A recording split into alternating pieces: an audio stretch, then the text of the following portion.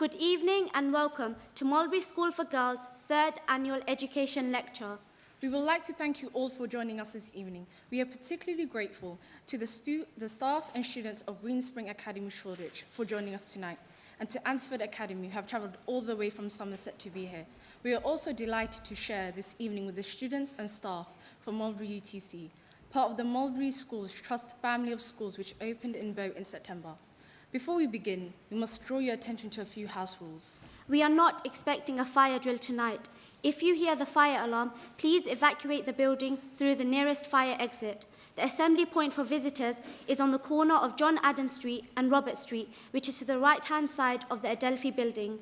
At Mulberry, we believe strongly that education happens not just inside the classroom, but beyond it. We see a vital connection between education and industry.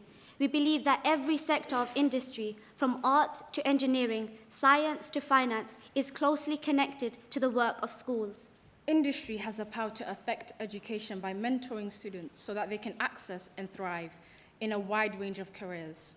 And schools have the power to affect industry, because it is in schools that tomorrow's industry leaders are currently being nurtured, a new generation of directors and CEOs whose education will inspire and empower them to bring fresh insight and innovative thinking to the table where they embark on their own careers.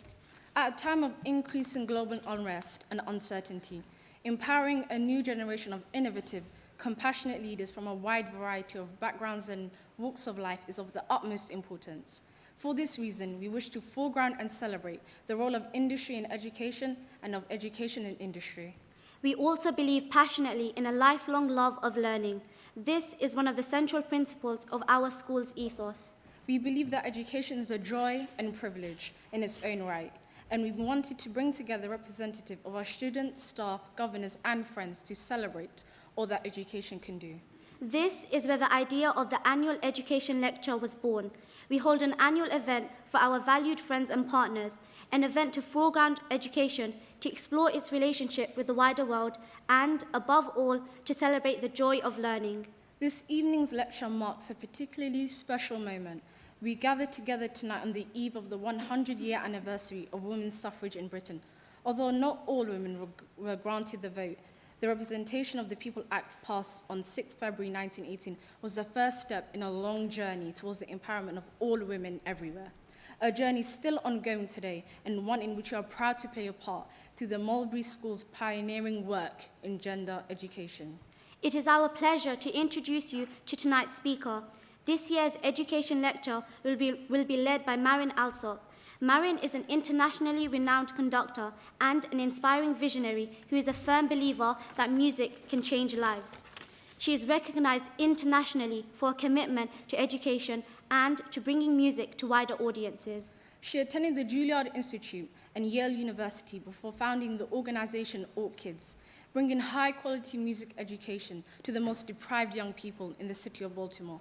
Alongside this, she has also founded the BSO Academy and the Rusty Musician for adult amateur musicians. Marin became principal conductor and music director of the Sao Paulo Symphony Orchestra in 2012, with her contract now extended to the end of 2019.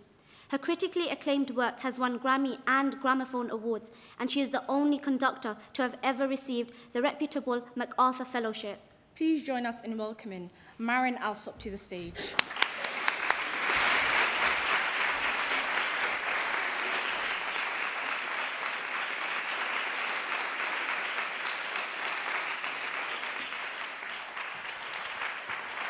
Thank you. Thank you very much. That was a wonderful introduction. Thank you. I think that's the best introduction I ever had. So well done. Good, both of you. And it's a great pleasure to be here this evening. I had coffee this morning with Jude Kelly, who was a speaker here once before, and I told her that I would try to do her history justice tonight, so she sent her regards. I guess it's still a bit unusual to see women in the role of conductor. How many of you have seen an orchestra live? Have you seen live orchestra? And how many times was a woman conducting? Anyone? Okay, Oh, and that's not fair. You work for me. So it's still a little bit unusual. And of course, people always ask me, well, how did you end up doing this? And maybe I'll tell you a little bit about myself, which is that I was born, my parents were both professional musicians. My father was a violinist and my mother was a cellist. And I imagine them sitting, you know, they're in their early 20s, they're sitting in the ground floor apartment. We had a basement apartment in Manhattan. And they said, you know, we really need a pianist. Let's make one. So that's why, so I was born with a job. Yeah, I was, you know, it wasn't as though I arrived on this earth and my parents said, well, let's see what you can do and let's celebrate what you're interested in. They said, okay, you got a job, let's get busy. So that's what happened. I don't know if your parents, you know, try to impose things on you. I'm sure not. It was just mine. But so as soon as I could walk, I guess. How old are you when you walk? I was about 2 when I started piano lessons. I know, really. And so I can't explain it to you, but I hated the piano. I don't know. Did anybody ever play an instrument that you really couldn't stand? I mean, your parents, well, the piano was that for me. I just couldn't stand it. And I was 2, 3 years old. It's really too young to be doing anything like this. But I don't know. I just didn't like the instrument. It felt cold. It was huge. And I couldn't reach the pedals. I wasn't that tall. And, you know, there are a lot of issues with it. And I started having these nightmares that the black keys were like teeth of an animal and they were going to bite me. So I know I was already traumatized by my parents. And so I would, you know, go to the piano and I'd start crying and my mother, you know, come on, practice, practice. Anyway, I wish you could know my mother because she finally gave up. And for my mother to give up was something really special. I mean, I must have screamed bloody murder because she just finally said, you know, you don't have to play the piano. She couldn't take it anymore. And I celebrated. You know, the only reason I even played at all was because after I played, I'd get chocolate. And my mom didn't want me eating chocolate.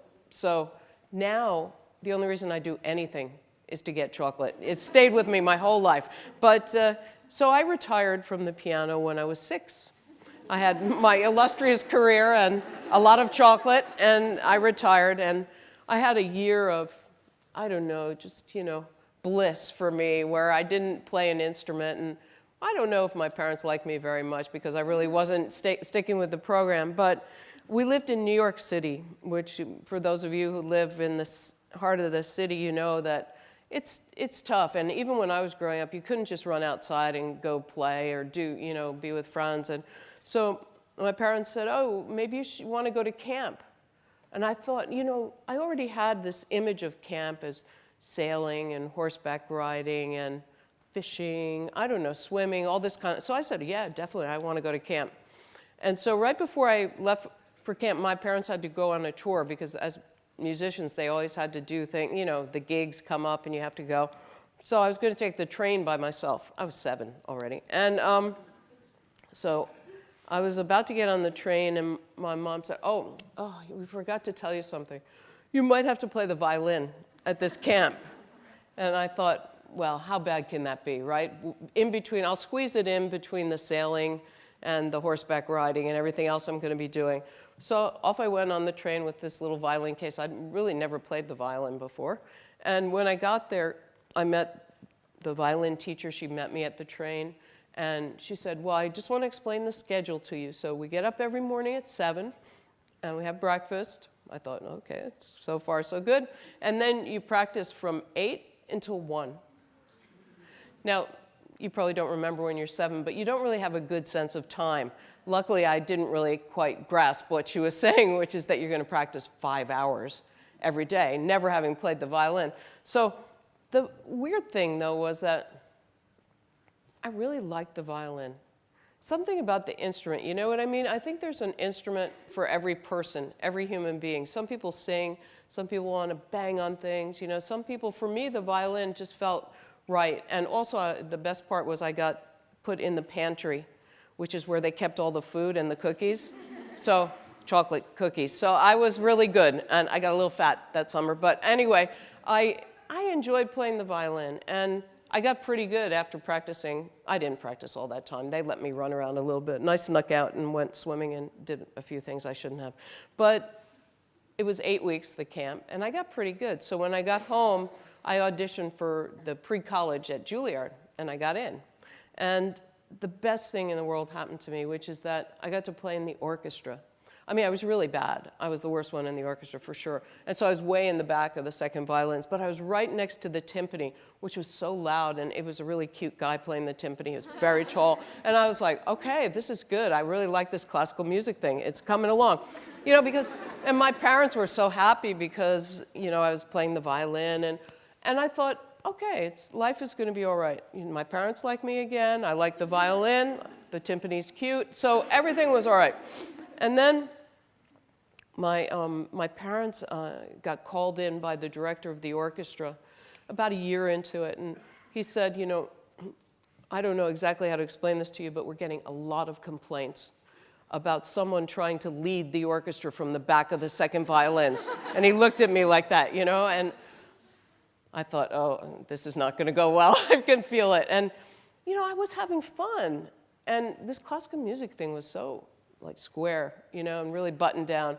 And my parents weren't like that at all. You know, they played with records. My dad played saxophone. He whistled, you know. They were just very atypical classical music people. And I didn't like the classical music thing. And luckily, my dad took me to a concert. And we were sitting like right here. And the conductor came out, and he wasn't wearing he was wearing like, oh, well, this is really date me. He was wearing like this Nehru jacket, you know, it was really cool, and I don't know, he just looked very hip. He wasn't wearing a tails, and he started jumping around, and I was thinking, okay, nobody's yelling at this guy, what's going on? So he was jumping around, and then he turned around and talked to the audience, and I don't know, he was having such a great time, and I thought, well, if I'm the conductor, nobody's going to be mad at me, right, if I'm jumping around. So I told my dad, I want to be this guy, and this guy was, now, you're all too young, but his name was Leonard Bernstein, and I thought, that's who I really want to be, Leonard Bernstein. And he's the guy that wrote West Side Story. And so this was a monumental decision for me. I was almost 9. And I went back to my violin teacher at Juilliard, and I told her, I said, I have great news. I've decided on my career path. I'm sure I didn't put it that way. But I told her that I want to be a conductor, and she said, well, you know, you're much too young to be a conductor, and girls don't do that. I know. I was pretty shocked, too. Can you imagine? And she was a woman, too. So I went home and I told my mom, I said, I can't believe this. You know, I can't be a conductor because girls don't do this. My mother was so mad. I mean, there was like steam. I'm going to sue them. She was so angry. I mean, but it was such a great reaction, you know. She said, that's the most ridiculous thing I've ever heard. My mother played the cello. You know, she played the big instrument. My dad played the violin, but he carried the cello. I thought this was a great arrangement, you know? So, you know, my mom was all about women's rights, and she was, I'm going to go to the school and blah, blah, blah. And my father, he didn't say much, but my mom was so loud you couldn't get anything in. And so I came down for breakfast the next day, and my dad had gone out, and there was this wooden box, long wooden box, at my place. And I opened it up, and it was filled with conducting batons. And that's what he did. He went out and bought those for me and said, you know, without any words, I believe in you. You can do this. And that's how my parents were. And I think for all of us, that's where it starts in our families, how much you can believe in yourself, you know, how they enable you to grow and dream and visualize what you can be. My parents just, as long as I was a musician, of course, I mean, that was the key element. So, but, you know, this was really a hard thing to get over, being told that girls didn't do that. It stuck with me, you know, and I was really kind of scared about it. But as I played in the orchestra, I tried to learn the scores, and I would ask my dad to buy me the study scores, you know, that had all the parts in them, so I could learn and try to educate myself. And I think this was a really important lesson for me about self-education, that you're all about what you yourself decide you're going to be about. You know what I mean? You can educate yourself. If you have an interest in a language, go learn it. And especially now that you have the internet, I mean, really, I can't believe I lived a whole life where I had to go to a library. Really, you guys are so lucky. I can't believe it. So I had this dream, you know, this hidden dream and about being a conductor. But the thing about being a conductor is it's not like playing the violin or the piano. You can't actually practice the instrument unless you get at least 20 people to come over every day, right? Because you don't have an orchestra. So what are you going to do? Stand there? I mean, of course you do stand there and practice, but it's nothing like the same as when people play. When you do make a motion and then people play, there's a delay. There's all kinds of things that go on in real conducting that you can't anticipate at all by yourself in a room. So it wasn't like playing the violin, and that's the really tricky part about conducting is how do you get a chance to practice the instrument unless somebody will give you a chance to conduct. So you're really caught between things. But all my friends at school and at Juilliard knew that I wanted to be a conductor. So whenever there was a chance, and if somebody didn't show up, they'd say, oh, Marin wants to conduct. And so, of course, I'd say, no, yeah. And I'd run to the podium and try to conduct. And I'd get all my friends together, and we'd play symphonies with like a saxophone and a guitar, you know, just anybody that I could get to play. And my parents always played for free. That was a great part of having two musicians as parents too. So I kept this dream going, and finally, I decided, okay, I'm going to audition for school. So I had a little bit of a rebellion when I was 16, I got accepted to Yale University, and my parents were really upset. My parents are the only people in history who have been upset that their child got accepted to Yale University. Because they said, well, why do you want to waste your time studying all these other things when you can just go to a conservatory and be a musician? You know, they never really got the Yale part. But I got in, and so I went there, and I loved it also because I met a lot of kids who just played instruments but weren't going to be musicians. You know, so I started to see that music can be an integral part of people's lives, and it doesn't have to be your profession necessarily. And some of these people are the best musician friends I've had my whole life, you know, and they never did music as a career, but really as a passion. Anyway, I eventually then went to Juilliard and got my master's degree, but it was still in violin. But I still wanted to conduct, so I decided I'd audition for school. So I applied to Juilliard, and I just got my master's degree from Juilliard. And I got a letter from the school saying that my academic credentials didn't meet their standards. I just got my degree from them, and I got my undergraduate degree.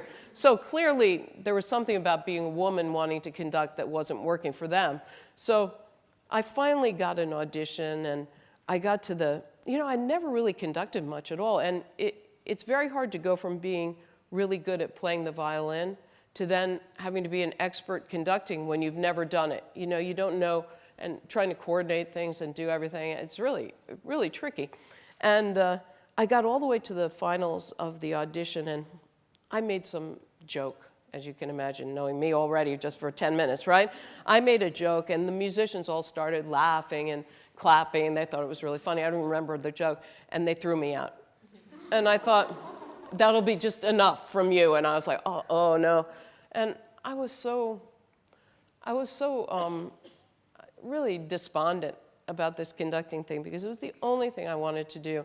And I should say that Leonard Bernstein kept being my hero. So I had two posters in my bedroom. One was of the Beatles, I loved them, and the bigger one was of Leonard Bernstein. So those were my two heroes, always, all through my growing up. And I loved popular music, I loved jazz, but I really loved Leonard Bernstein. He was the one for me. So this was my hidden dream, was to meet him and to study with him someday. Anyway, so I couldn't get into school for conducting, so I decided, well, maybe I'll just start my own orchestra, you know. And this is what I want to tell you all. You are whatever you decide to be. Your destiny is whatever you choose and whatever you want to make. And so I got all my friends together, and I said, hey, I want to start an orchestra. Do you want to play? And they said, sure. I should maybe tell you one other little story. I needed a backup, you know, in case the classical music thing didn't work out. I wanted to have a backup. And So I decided I would be a rock and roll star. I thought that was a really good backup, don't you think? And even now it's not so popular, but then it was really not popular to be rock and roll violin. Violin was not like the instrument of choice. Maybe electric guitar, but not violin. So I had to try to invent some kind of group, and I really wanted to be free, to play music and not to be constrained by all these rules and regulations. And so I was looking for somebody to write some music, some rock charts or something that we could play. And I met a guy who said, I really like your writing. Could you write some stuff for my band? I didn't have a band. I just made it up in the moment. It sounded good to me. Could you write some stuff for my band? He said, well, I don't know too much about rock and roll, but I know about swing music. And I said, oh, that sounds good. I didn't know anything about swing music. Do you know anything about swing music? Do you know what swing music is? This is going to be tricky. It's kind of big band stuff. It's like, this kind of, the swinging music. So he said that, so I was in the boat you were in. Okay, so I said, oh, great, swing music. That sounds fine to me, too. And then I had to get a band together because he wrote some music, and I'm like, uh-oh, okay. I said, it's all strings. He said, really? Strings don't play swing music? I thought, uh-oh.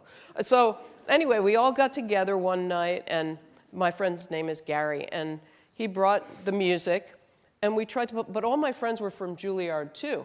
So they didn't know anything about swing music either. So we're all sitting there, and we usually play Mozart from the page, but swing music, you actually have to swing. Well, of course, we didn't know how to swing because we'd only played Mozart. You don't swing Mozart. So anyway, it sounded just horrible. And he went out to get a coffee, and he came back, and we had practiced for about 45 minutes, and we played it for him. And as we're practicing, and playing, all my friends are looking at me like, I think she's crazy. This stuff is awful. It sounded terrible.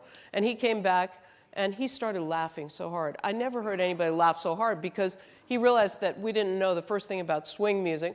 So I talked to all my friends. We had 14 string players, 14 of my friends, and they all thought I was crazy. And I talked them into sticking with it. I said, come on, let's try to figure out how to play this stuff.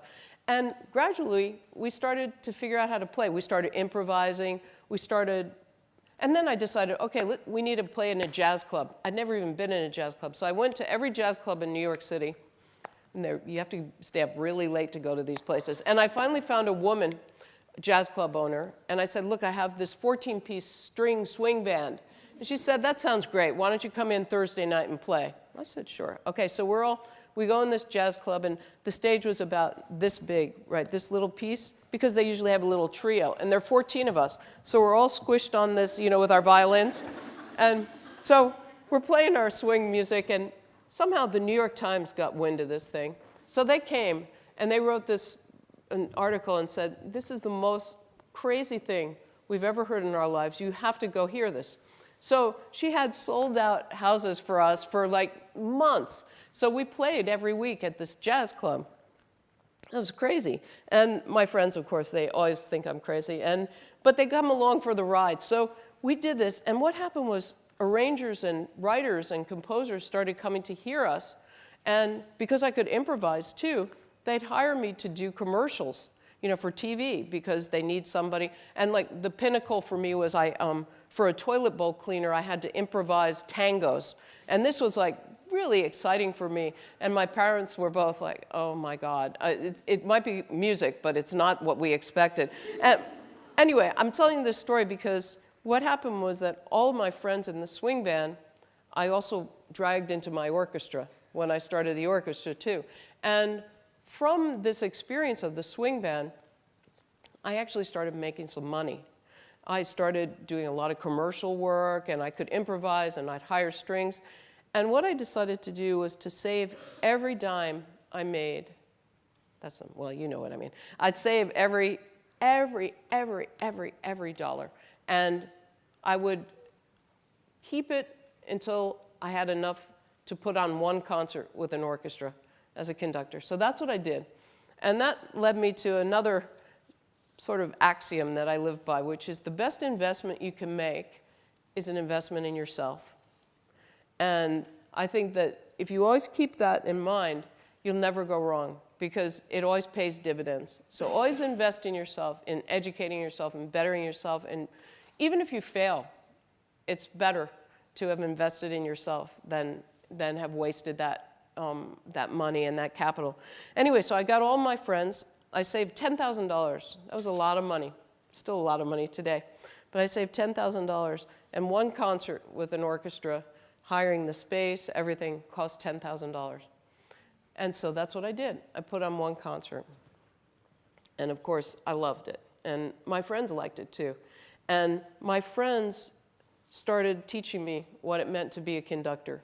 And I also realized then that, you know, you have to surround yourself with people who are much better than you are and who will bring out the best in you and really try to help you better yourself. And they talked to me a lot about things because conducting is not just about waving your arms and making the music go together. It's about motivating people. It's about talking to people. It's about bringing out the best in people. It's about being a leader. So it's really transferable to everything that we do. And for example, something I kept doing whenever anybody would make a mistake, I'd apologize. Like the oboe would play a wrong note, I'd say, oh, I'm sorry. And this was really helpful for one of my friends to say, stop apologizing. Okay, I get it. All right, then let me adjust that and let me change this. And you know, what we do as conductors is we're trying to make physical gestures that convey the music. I mean, there's certain patterns that you have to do as a conductor, but then everything else is about gesture. And so it makes you start to think about how the world looks at gesture. Because as women, people look at gesture from women in a very different way that they look at a gesture from a man. So that, for example, if, you know when you shake someone's hand, and I know all of you are very good at introductions. I was very impressed seeing you say hello and shaking hands and you make eye contact. You know when somebody's handshake is a little too strong and you get a feeling about them? Or when it's a little too weak and you get another feeling about them? If a woman's handshake is too strong, you get a certain feeling. If a man's handshake is strong, you get a different feeling.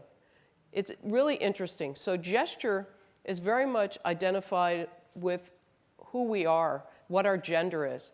So in conducting, it made me start to think a lot about society and how society isn't really comfortable with women in leadership roles yet. And we have to be present and try to help society get over this. So this is one of my big goals, is I'm trying to help society evolve. That's my role here. Anyway, where was I? Let's see, I was conducting. Oh yeah, so I'm conducting my friends, and Gary played saxophone too in the orchestra. And it was really exciting. But then, of course, I ran out of money after one concert, so that was a little bit of a problem.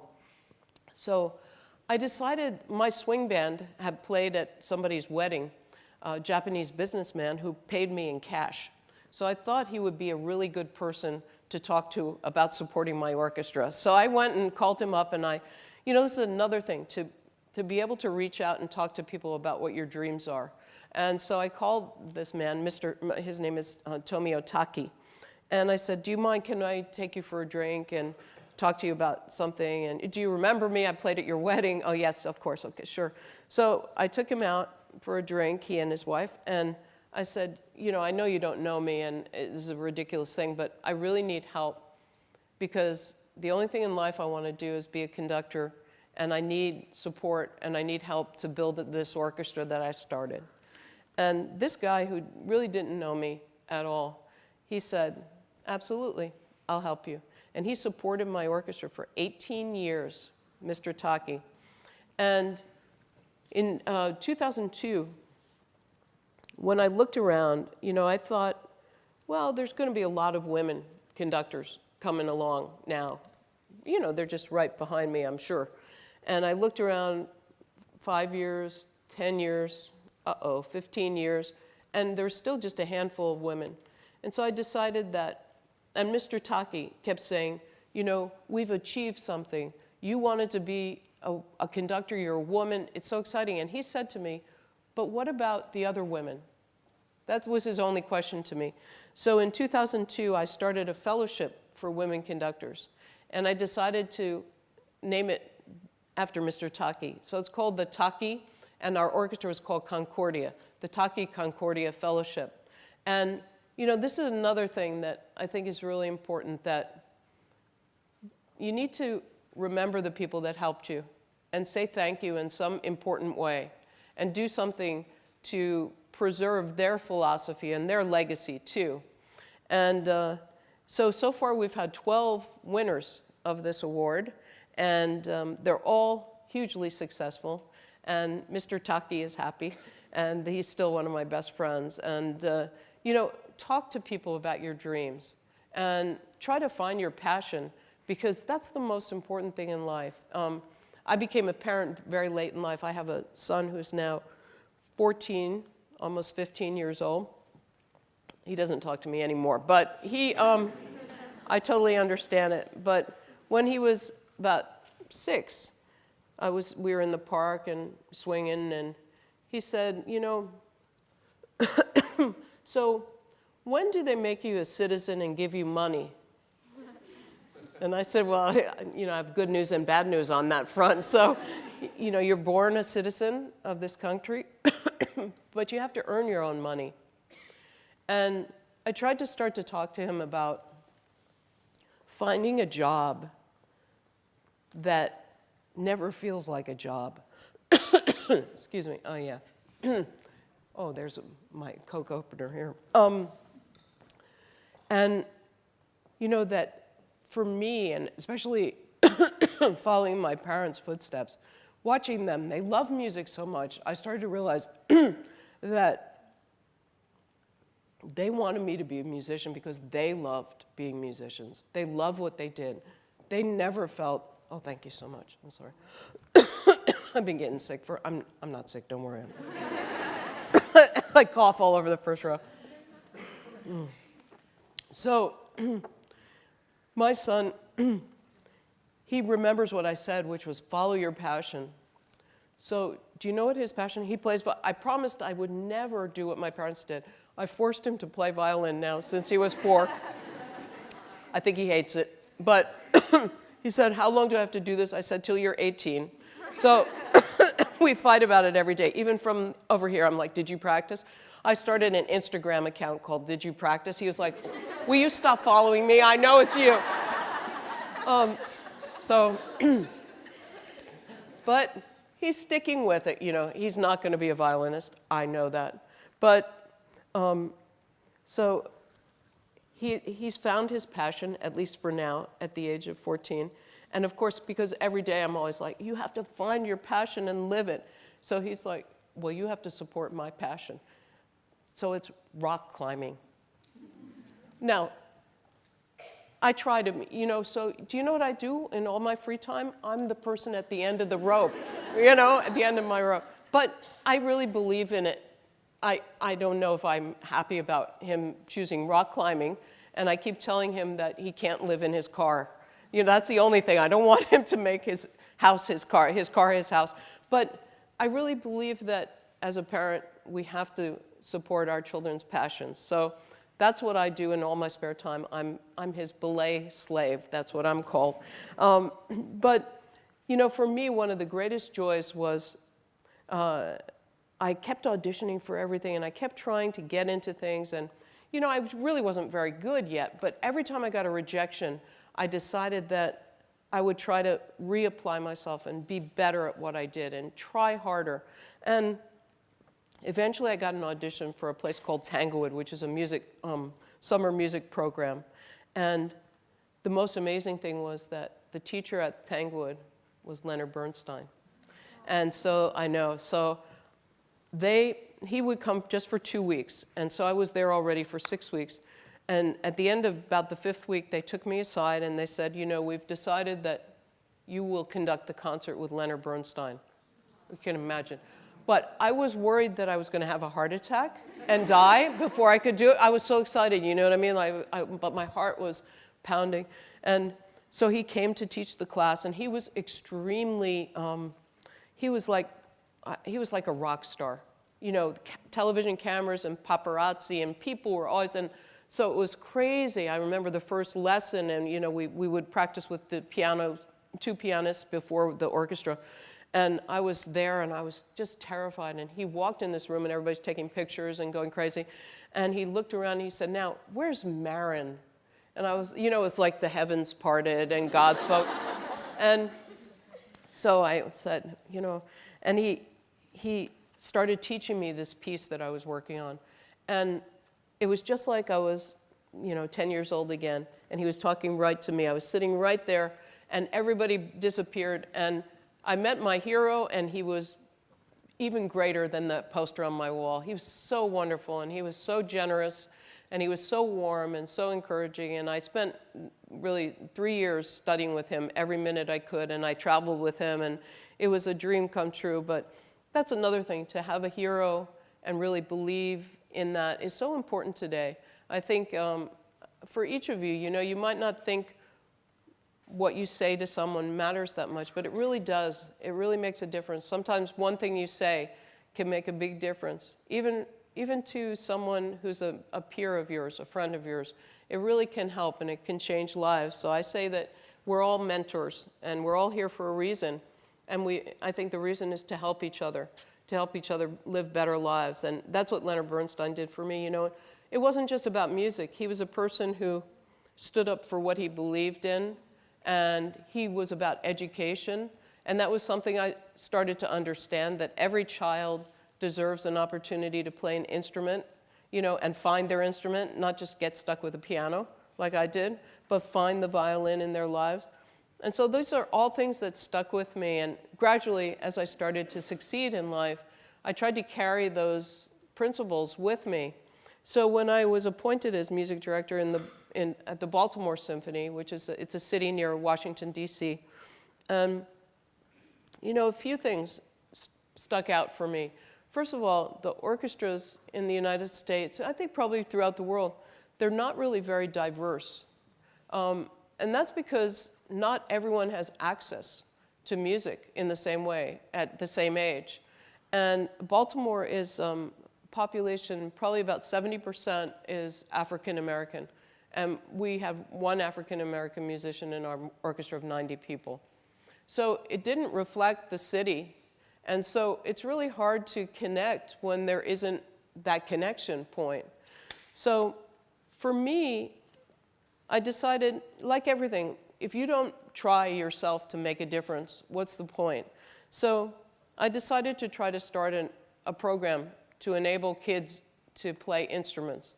And I didn't know what would happen with it at all.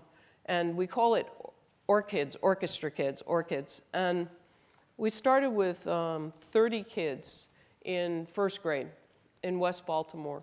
And these are kids who really never had access to classical music at all. And gradually, over the 10 years, it started in 2008, we now have, I'm so proud of them. I'm as proud of them as I am of my kid. And we now have 1,300 kids playing musical instruments. And I thought I would just play a little clip. This is from many years ago now already, so these kids are much taller than I am now.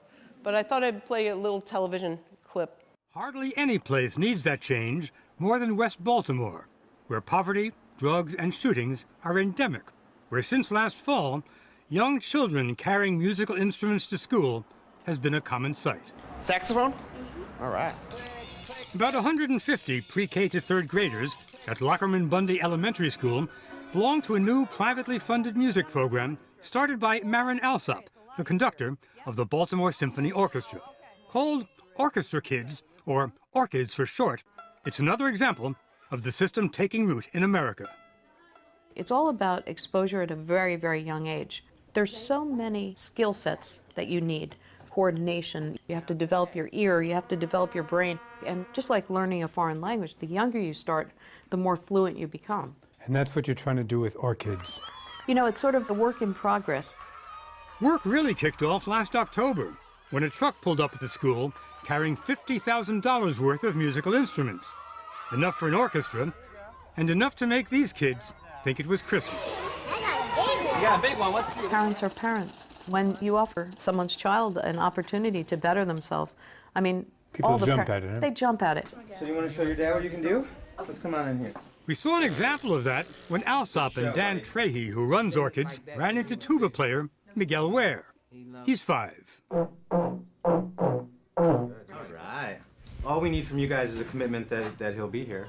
Parents have to sign a contract promising that kids like Miguel will be there, get good grades, and take care of their instruments. When the regular school day ends at 3:15, the kids start making music.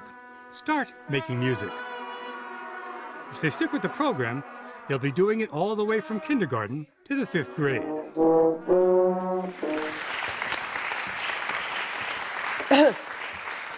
Well, there's more to that, but anyway, so that was when we only had 150 kids, but now we have 1,300 kids.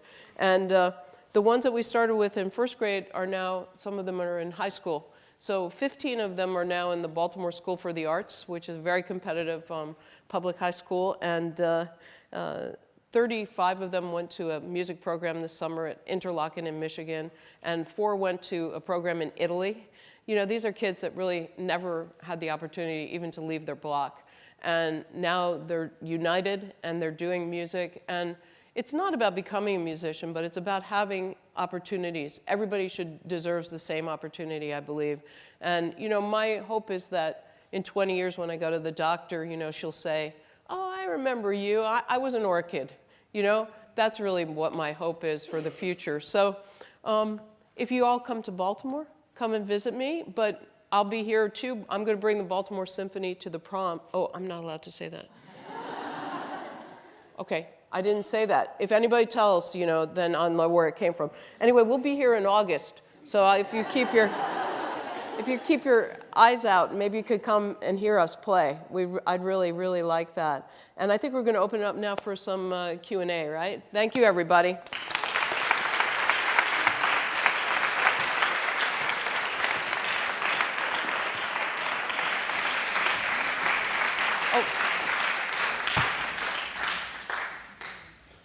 Thank you very much, Marin, for such a fantastic lecture.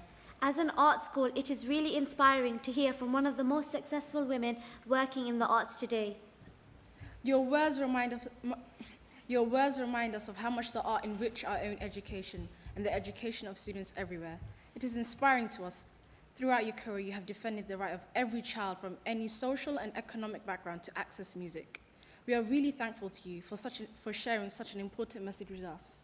We'd like to thank you all for joining us tonight, and we hope that you are enjoying your evening. We will now hand you over to our head teacher, Dr. Vanessa Ogden.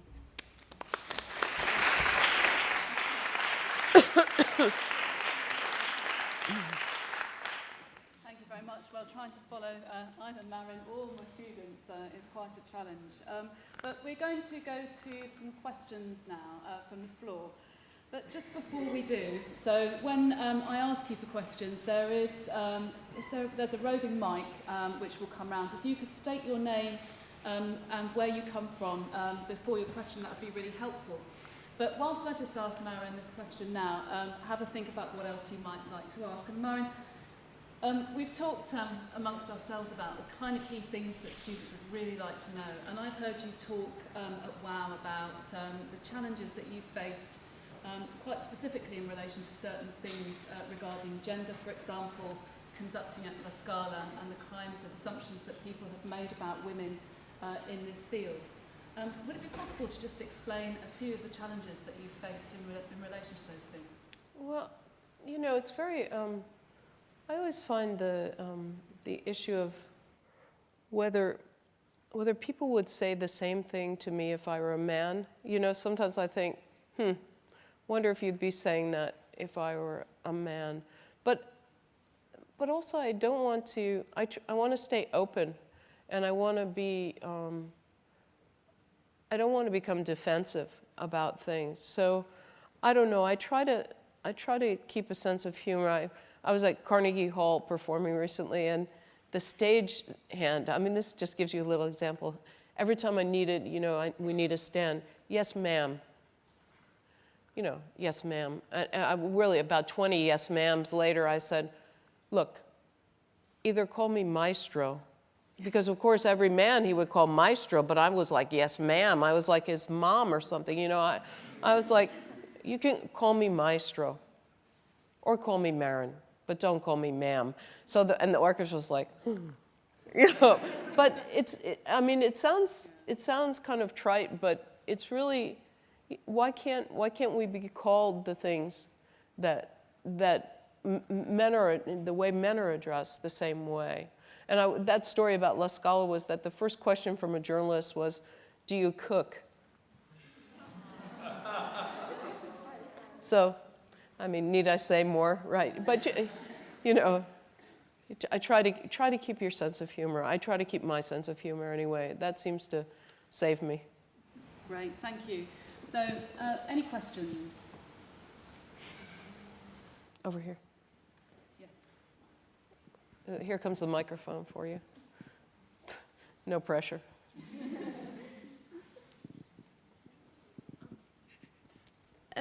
As you know, there are a lot of my name is Kalisha Rahman, and I go to Mulberry School for Girls.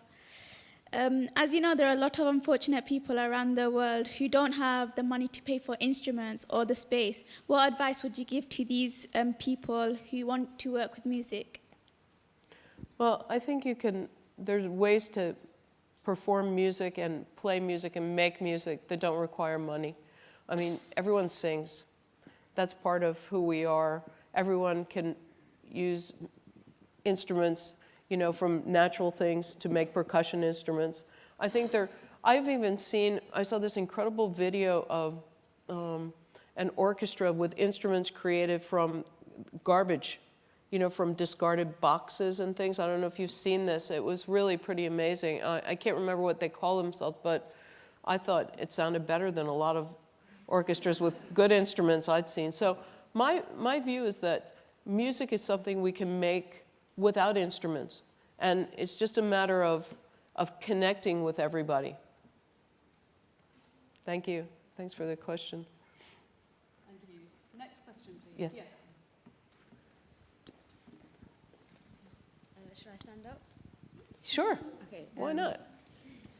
Hi, my name is Tasneem Chowdhury. I'm from the Mulberry Sixth Form, and I wanted to ask, it seems as though the classical music industry is very male dominated. So do you think this will ever change, especially for women of color? Well, I certainly, if I have anything to do with it, it'll definitely change. I mean, there's some exciting things happening right now. I'm really excited by my friend Chichi has an orchestra here called Chineke, and I'm really excited. I'm going to be working with some of them in April, and that's another thing. Maybe you guys, I could invite you all to. We're doing a performance of Leonard Bernstein's piece called Mass, and it's this incredible piece with rock and blues and jazz and Beethoven and everything in it, and it'll be about 500 people on stage, mostly young people, and members of Chineke will play in the orchestra with the National Youth Orchestra. So it'll be a really diverse orchestra. And to me, the more diversity we have, the more depth, the more richness we have to draw on. You know, but it requires, you know, it's really important that someone like me that thinks this way is willing to stand up and be counted and make a change. So I believe in it. You know, I teach conducting now, and of my students, I think half are women. I have 2 African-American students right now, and, you know, so I'm seeing more diversity, or maybe I'm just the diversity magnet, but I love it. I think it's going to change. I really do. Another question? Yes, at the front. My name is Sadia, and I come from Mulberry School for Girls. And my question is, was there any points in your life where you wanted to give up? If so, what motivated you to keep going? Well, that's a great question. I think, yeah, sure. I think there were days when I wanted to give up. You know, not weeks, just certain days when I wanted to give up. And I think it's after you're working super hard and then you open the newspaper and some reviewer says you have no business doing what you're doing. You know, being a conductor, being in the public eye, you're constantly criticized. So I learned that one of the best things I can do is never read reviews. I stopped reading them because they discouraged me. Even the good ones are weird, you know? When they say you're the greatest thing ever, that's not true either. You know, so you realize that reviews, you know, there's a little measure of truth to the bad ones, a little measure of truth to the good ones. And so then I just stopped reading them. You know, I try to find a path of positivity. It's hard because I think in our world we tend to, maybe as human beings, we gravitate towards negative things. Maybe because they scare us or something, I don't know. But I think the most important thing to do is to give yourself the permission to fail and to feel bad, and don't beat yourself up about it, but limit the time that you're allowed to do it. So I would say, okay, I'm going to stay in bed and eat chocolate. So remember chocolate, yeah, and watch TV today because I really feel badly. But tomorrow I'm back on track. You know, and I think for me it's a matter of balancing, letting myself fail, letting myself feel bad. Failure's a really important part of success. I've learned a lot more from the times I haven't done well than from the times I've done well. It's enabled me to grow a lot more. So I think remembering when you fail that it's an opportunity to learn. But again, if you're following your passion, don't let anybody take you off that track. You just stay that. I think just persevere, one foot in front of the other. Don't think about, you know, that you have to walk 10 miles. Just think that you have to go the next step, okay? Yeah. Another question from Mulberry UTC.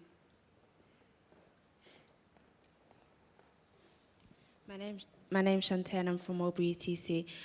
My question to you is, how did you feel once you had made such a positive change in the Baltimore community? Well, I'm still really deeply engaged in the process, you know, with the kids. I think I'm so proud of them, and I'm really happy to be part of this changing culture, but 1,300 kids is just not enough for me.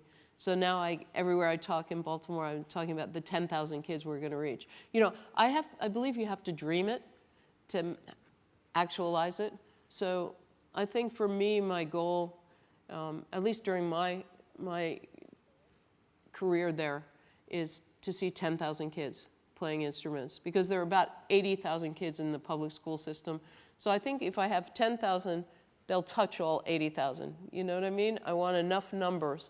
And the greatest thing happened the other day, though, and so I'll tell you this story. I went to see the little ones, the new little ones, doing one of their first performances, and I was sitting, and there was a little girl, maybe 8 years old, next to me, and a little boy about the same age next to her. And before the concert started, he leaned over her and he said, "Miss Marin," they call me Miss Marin, "Miss Marin, I want to be a conductor." And the girl sitting next to me smacked him on the leg, and she said, "Boys can't do that." So I was like, no, I told him, of course he can do that. But I thought, oh, my work here is done, you know. It's really like, but, you know, I think for me, it's not about today. It's always about what's possible, you know, because you get a little way into it and you realize, oh, this is really going to work, and everyone needs to have this chance. So let's see, 10,000 is my number. But then once I get there, you know it'll happen, yeah? Another question, yes, just back there. I think it's Mr. Ansell. Hello, I'm Lewis Ansell from Mulberry School for Girls. So you talked about the idea of leadership in being a conductor. So I just want to know what you think you've learnt about being a good leader and leadership in your career. Oh, yeah, I think leadership is it's a work in progress always. I think that being a good leader is It's about being willing to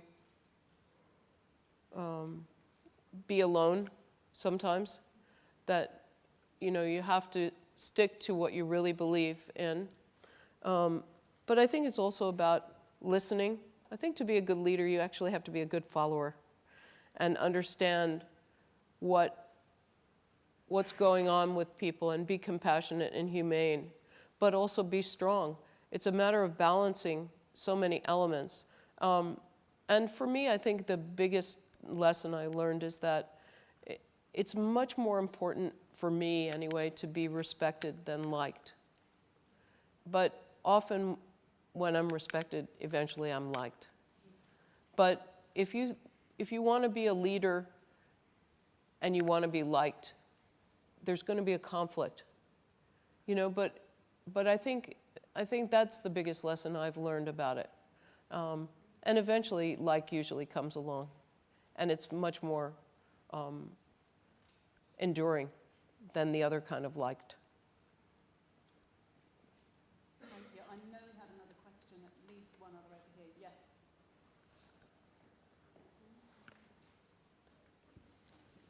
Yes. My name is Maya, and I'm also from Mulberry School for Girls. My question is, did education or even school play an important role in cultivating your love for music? Yes, you know, I wanted to mention, and of course I got sidetracked as usual, but I had the great privilege of being accepted into an all-girls high school, and that was transformative for me. I was their first scholarship student, and it was a school that, the sense I have of your school as well, a school that tried to nurture the individual and respond to the individual students' talents and passions. And this school was so wonderful for me, not just in terms of music. I remember I sang in the Glee Club, and they hired an orchestra to accompany the Glee Club, and they said, oh, but you could play a concerto with the orchestra as a violinist. So I had that opportunity. But I also had a math teacher there who I couldn't get algebra. I was just stumped with the algebra. I couldn't get it. And every day, Mr. Hopkins stayed with me after school, and I became an absolute, that was my major at Yale, math. With algebra, I was like the algebra queen, really, unbelievable. But if he hadn't believed in me, I never would have gotten to that place. And I think, you know, that kind of education, I was just fortunate to fall into that. And, you know, so it wasn't just about music, but it was about people believing in me. I think that's almost more important than the actual subjects, but that you feel supported and that you have a network of people that really want you to succeed. I saw a hand over here.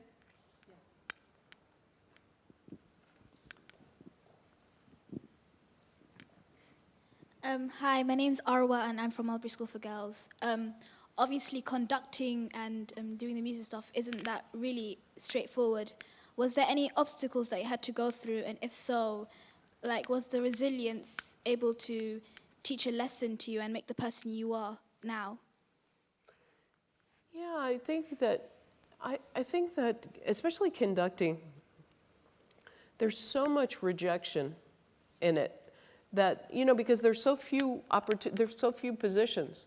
You think of the orchestra, there's one conductor, and, you know, at least in the violins, there's a bunch of them, so you have a little more chance. So I had so many rejections that I decided to keep all the rejection letters. But then they were taking over my apartment, so I had to get rid of them. But I do think that that it builds a certain character. My dad always said, well, that'll build character. And I finally said, look, I have enough character. I don't need any more rejections. But I think being resilient, you know, and not giving up. You know, I have the feeling also that, you know, if you're standing pounding at the front door and nobody will open up the front door, I always say, why don't you just go around the side and climb in the window? That's kind of my idea, which is that, you know, I couldn't get into school, so I decided, okay, I'll start my own orchestra. Okay, I wanted to start an after-school program. Everybody said, forget it, you can't do it. So I took the money I got from this grant and I just started it. You know, and then by the time they notice what you're doing, they're like, oh, you did that. So my view is that it's not about resilience as much as it is about resourcefulness. Because there's many, many ways to success. And if someone tells you you can't, I love the word can't. As soon as I hear you can't, I'm like, okay, I'm doing that. So for me, the 4-letter word can't is the biggest motivator. So just tell me I cannot do something and I'm sold. I have to do it. And so I don't know, make that your goal. But if you want to do something and you can't get it done one way, there are at least 10 other ways to get it done. So you'll find your path. Thank you. There was a gentleman at the front here who had a question first. But his friend is hassling. My name is Abdi Karim. I go Greensmere Academy, Shoreditch. And I'd just like to ask, you previously mentioned how it was important for you to preserve the legacies and philosophies of your friends. So I'd just like to ask, how do you plan on almost motivating the next generation of female conductors? How do I plan on motivating the next generation? No pressure, huh? Like, yeah, almost. Yeah, like, yeah. Well, let's see. This week I have 5 young women conductors, and I've arranged with South Bank Center a master class for them with the BBC Concert Orchestra. And so that's open to the public. So I try to do things like that wherever I go, you know, try to create some kind of open forum. And I think talking about the issues that face the next generations and constantly being open to that, I think that helps, don't you? I find when we don't talk about things, it gets really weird. So I'm trying, I'm doing my best, but I can't take it all. You have to help me. No, it does sound really helpful. Okay. Yeah.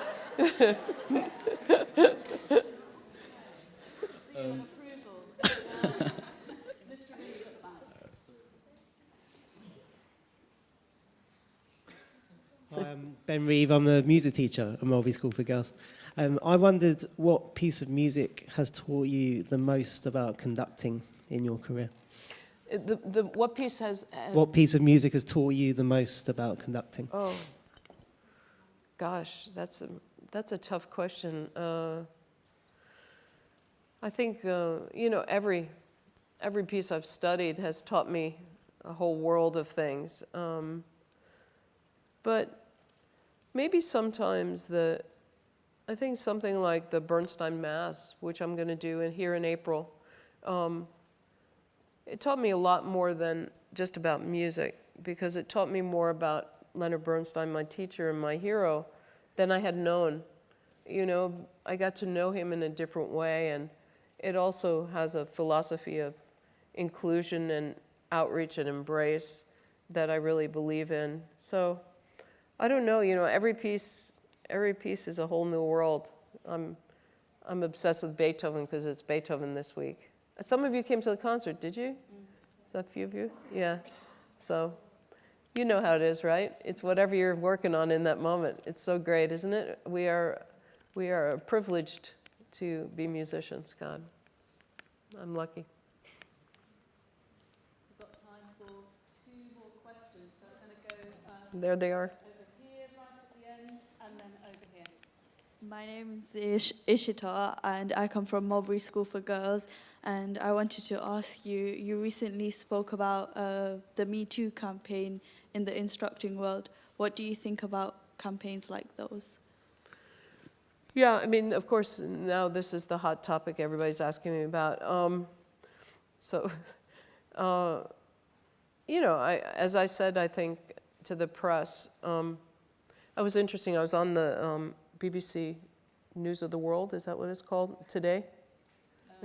This afternoon, is that what it's called? World News? Yeah, World News, yeah. Okay, whatever it was. And You know, a very nice, nice-looking gentleman asked me, I forgot his name, but the host, he said, well, you said that there would be more people exposed, you know, on this, and I didn't actually say that. So, you know, it becomes, it's almost like a shock value scandal thing that people are looking for. And while I think that serves a purpose, because people should be shocked and scandalized by things, I think it's much more important that we keep or open the conversation and keep it going, so that, you know, I can imagine that for men, it's very hard to know how to behave, some men especially, and we have to help create a new kind of landscape for them so that they understand what's comfortable for women and where that line is and what's going on. And I think it shouldn't just be about shock value, but it needs to be a more open dialogue as we move forward. And I hope it's not just a sudden, you know, fire that then goes out and then we never talk about it again and then we repress everything again. I feel that that often happens with issues of race. Certainly in the United States, you know, there's a flashpoint and then everybody talks about it and then it's gone again. I mean, Baltimore, we had huge unrest and big things going on. I thought, oh, but this can be positive toward, and you know what happened was that I had given an interview at the BBC talking about it. And I said at some point, you know, when people are oppressed for long enough, violence is sometimes the only way to get people's attention. So in the Baltimore Sun, music director says violence is the only, so I was like, wait. You know, so it became about what I said instead of the issue itself. So that's what scares me always about these scandal-driven, you know, I'm proud of the women that have the courage to stand up, and I don't want to take anything away from that, but I also want to broaden the discussion, so it's not just about outrage. And the final question. Yeah, no pressure, really. Hi, I'm Hafsana from Greenspring Academy, and my question is to you. You worked recently in Baltimore, which is a deprived area. Do you think the government, like in the US, is doing enough to enrich children's life and music? Well, there's a question. I think it's shocking that in the United States there can be such deprived neighborhoods. It's criminal. It's wrong. It shouldn't exist, especially in a country with the kind of wealth we have in the United States. I think it's unacceptable.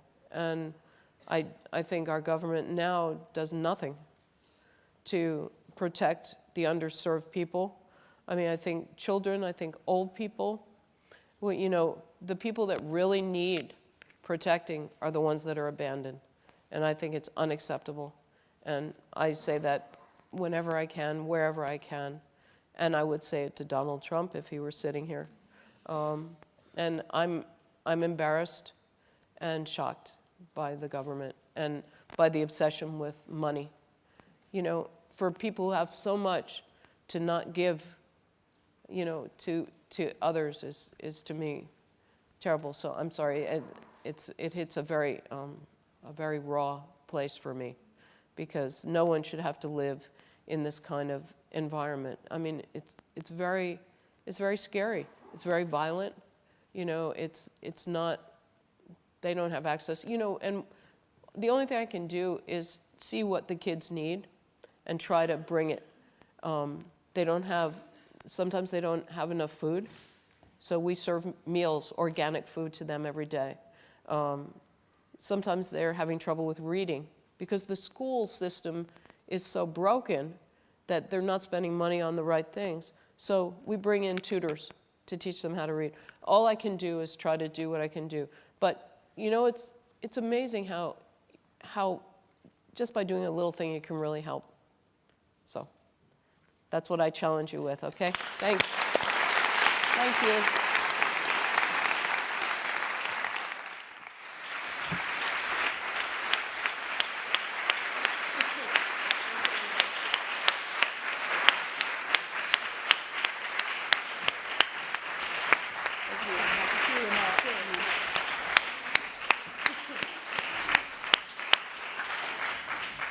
Well, there are just a few final remarks, really, but Marin, thank you so much for being with us today, for speaking, especially here in this great hall, which is a place where people have spoken for many, many years about the kinds of issues that you've talked about, especially that last, about the importance of equality and of social justice. And so it's been hugely inspirational and a great, great privilege to have you as our speaker tonight. We have a small gift. I'm afraid it's not chocolate. If we, but I hope that you'll enjoy not only these flowers but also some artwork as well, which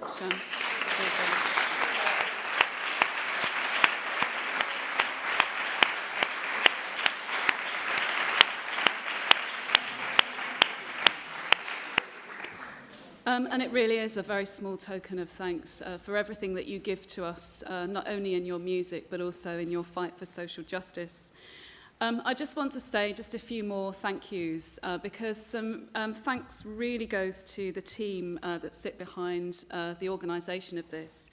I want to thank Shanaz, Anna, Chris, Runa, Holly, Joe, Zara, and particularly AJ, who's nipped out at the moment. AJ has worked, tirelessly behind the scenes. She never asks for thanks. And so I know she's downstairs somewhere. If we could shout, cheer, clap really loudly for AJ, Shanaz will open the door.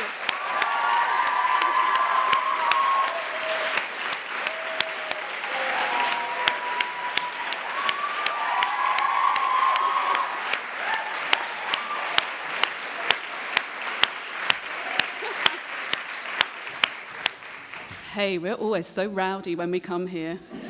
Last year it was happy birthday. And then I also want to thank the governors of Mulberry School for Girls and the trustees of the Mulberry Schools Trust, and especially to the chair, Jane Farrell, who again has nipped out at the moment. Without all of you, we wouldn't be able to have these annual lectures. I just think they are so important for all the reasons that you've seen and witnessed tonight. The inspiration that is given to us in the role models that we've had here speaking, like Marin.